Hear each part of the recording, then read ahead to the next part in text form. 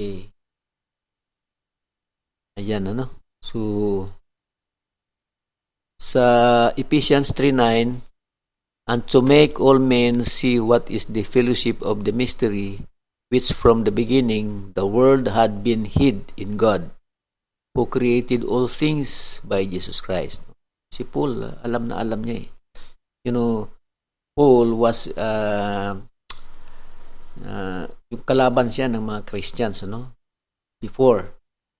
Pero nung tinawag siya ni Jesus Christ, pakita sa kanya, on the way to Damascus, napakita sa kanya si Jesus Christ. At siya ay naging apostle, ano? Na-convert siya, and he became the author of many books in the Bible. Kasi siya ay mahusay na preacher eh, aral ng law. Kaya naipaliwanag yan ng gusto. Naintindihan natin. Salamat kay Apostle Paul, Pablo. So, but we know that it was actually the Lord Jesus who was the creator. Or as Paul said, God created all things by Jesus Christ. Ano? Yan nga, sa Ephesians 3:9. Siya ang lahat. So, yan. Saan na tayo banda? Pas na ito na. O yan. Katatapos lang natin tinalakayan. Ano? Punta tayo dito sa isang ano na naman. Slide. Ayan. Ito, babasahin natin yung John. Hanggang 12 ito, no? So, in the beginning was the Word, and the Word was with God, and the Word was God. The same was in the beginning with God. All things were made by Him, and without Him was not anything made that was made. In Him was life, and the life was the light of men. So, sa verse 4, pansinin ninyo, no? Sa Kanya ay ang buhay, at ang buhay ay ang siyang liwanag o ilaw ng sangkatauhan. Tao, ano? And the light shineth in darkness. Ang liwanag ay lumiliwanag sa kadiliman. And the darkness comprehended it not, at hindi ito naintindihan ng kadiliman. There was a man sent from God whose name was John. May taong pinadala ng Diyos. Pangalan niya si John, ano? Si John the Baptist yun. The same came for a witness, to bear witness of the light, that all men through him might believe. Ano? Si John ay pinadala para mag-bear witness o magpatutuo tungkol sa liwanag. Hindi siya yung totoong light. Hindi siya yung light. He was not that light, but was sent to bear witness of that light. Pero hindi siya ang light, pero siya ay pinadala para magpatutuo tungkol sa light. Light na yun. Yan. That was the true light. So, yung true light ito, no? Which lighted every man that cometh into the world. So, ang bawat tao na pumupunta dito sa mundo ay mayroong light. And that light is the light of Christ. So, according to John, ano?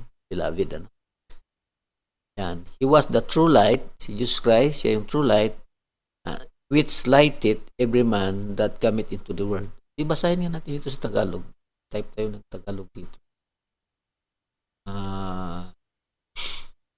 Sabaybayan nyo natin. Ayun. Sige.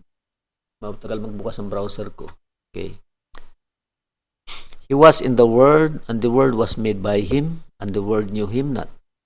He came unto His own, and His own received Him not. Ang ibig niya sabihin dito, pumunta sa kanyang sariling bayan, kanyang sariling bansa, sa kanyang mga tao. Pero hindi siya tinanggap ng sarili niyang tao, di ba? Yun ang ibig sabihin. Subalit, but as many as receive Him, to them gave the power to become the sons of God, even to them that believe on His name. Okay? Pinasyatik. Restore pages. Okay, restore natin.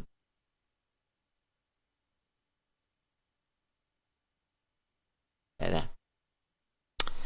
kahit hindi siya tinanggap ng sarili niyang bayan, sabi niya, diba, hindi siya tinanggap eh. Ilan mo kung sino nagpapako sa kanya? Ang sarili niya mismong bayan, yung mga Hudyo, kapwa niya Hudyo, diba? Pinapako si Jesus Christ ng sarili niyang mga tao.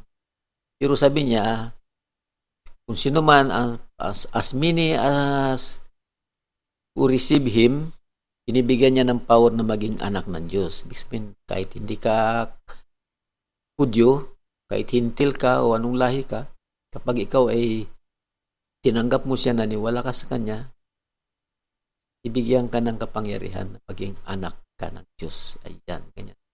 Diyos Christ, ano? Okay, ito, bubuksan ko muna dito, no? Saka ko i-display dyan. Ako sa, yan, chapter 1. Ayun, ano, basahin natin ito Tagalog. Kung basahin natin sa Tagalog itong verses 5, 6, 7, 8, 9. Yan.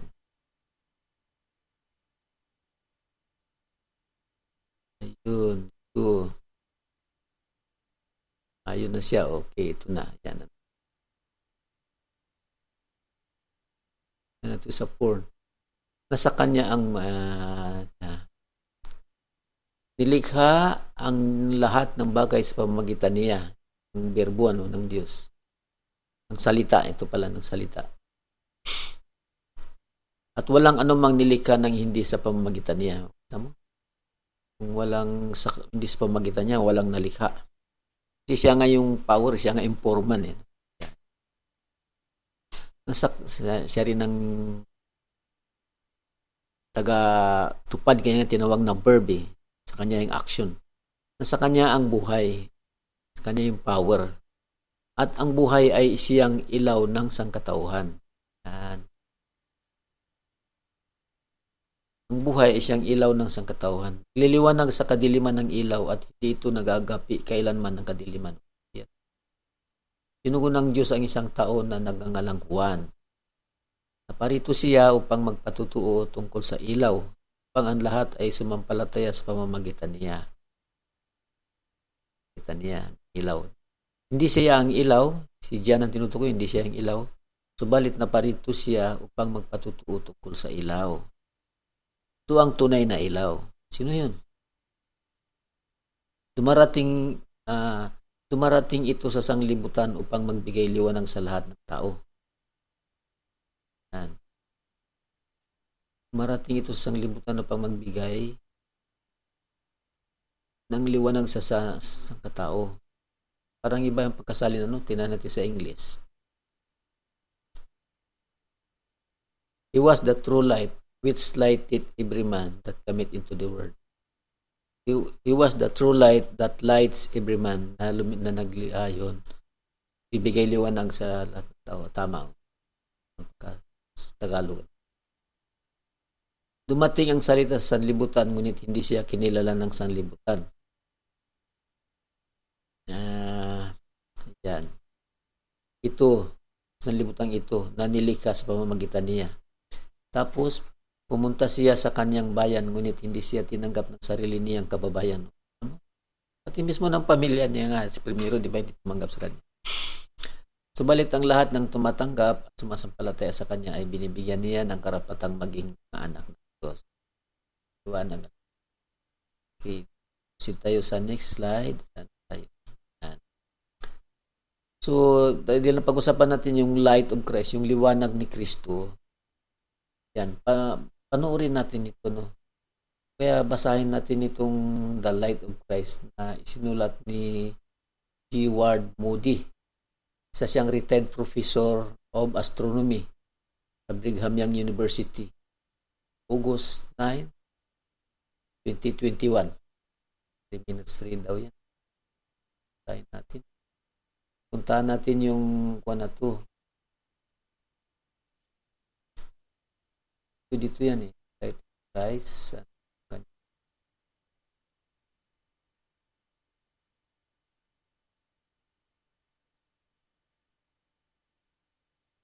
Ang kanina